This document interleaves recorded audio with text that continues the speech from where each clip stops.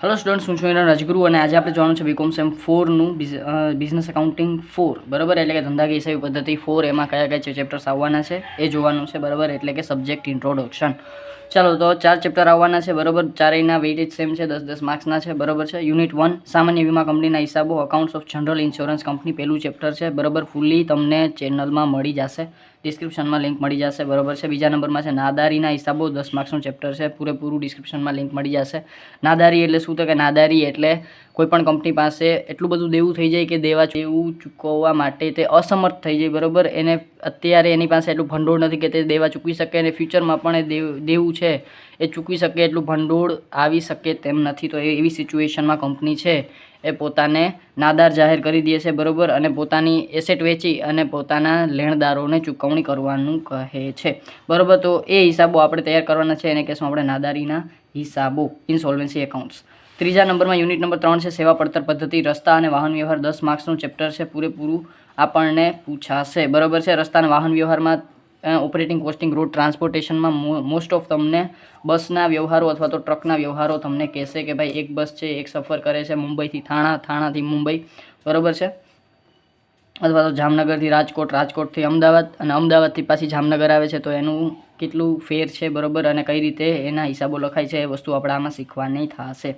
Unit number 4 છે સેવા પડતર પદ્ધતિ, હોટેલ, હોસ્પિટલ અને થિયેટર બરાબર. 10 માર્ક્સનું ચેપ્ટર છે, કોઈ પણ પૂછી શકે, હોટલ વિશે પૂછી શકે. હોટલમાં તમારે પર રૂમનો કોસ્ટ કેટલો છે અને ભાડું કેટલું છે એ વસ્તુ ઉપર તમારે આખો નફો છે એ લેવાનો થશે. હોસ્પિટલમાં તમારે પર બેડ કોસ્ટ લઈ અને પછી કેટલા પેશન્ટ આવે છે એ વસ્તુ ઉપર તમારે ધ્યાન રાખવાનું થશે, અને થિયેટરમાં પર શો અને કેટલા વ્યુઅર્સ આવે છે એ પ્રમાણે તમારે હિસાબ લખવાના થશે બરાબર. એટલે કે ઓપરેટિંગ કોસ્ટિંગ 2, હોટેલ, હોસ્પિટલ અને થિયેટર, આ 2 ચેપ્ટર આપણે શીખવાના બાકી છે બરાબર. બનશે એટલું જલ્દી હું તમને આ 2 ચેપ્ટર્સ છે એ આપણે ચેનલમાં લાઈવ થઈ જશે બરાબર છે. અને હવે આપણે વાત કરી લઈએ એક્ઝામની બરાબર. તો એક્ઝામમાં તમને ખબર છે એઝ યુઝ્યુઅલ 5 ક્વેશ્ચન પૂછાશે 10-10 માર્ક્સના બરાબર. એમાં 4 ક્વેશ્ચન તો કમ્પલસરી આ 4 ચેપ્ટરમાંથી એક પૂછાશે, એકના અથવામાં એક બરાબર. અને 10 માર્ક્સનું લાસ્ટ ક્વેશ્ચન હશે, એ આપણે કયા ચેપ્ટરમાંથી કેટલો પૂછાય એ કાંઈ નક્કી નથી બરાબર. કોઈ પણ રીતે પૂછી શકે, એમ કે ભાઈ સેવા પડતર પદ્ધતિમાં એમ કે હોટેલના રૂમનો ઘસારો અથવા તો હોટેલના રૂમના ફર્નિચરનો ઘસારો ગણો બરાબર. તો એવી રીતે પણ તમને નાના ક્વેશ્ચન પણ પૂછી શકે, મોટા ક્વેશ્ચન પણ પૂછી શકે, પણ આપણે વધારે પડતા મોટા ક્વેશ્ચન પર ભાર મૂકશું એટલે નાના ક્વેશ્ચન ઓટોમેટિકલી આવડી જશે બરાબર છે. ચાલો, છતાં કોઈ પણ જાતનો ડાઉટ રહી જતો હોય તો મને તમે કોમેન્ટ બોક્સમાં પૂછી શકશો બરાબર, કોઈ પણ વ્યવહાર વિશે.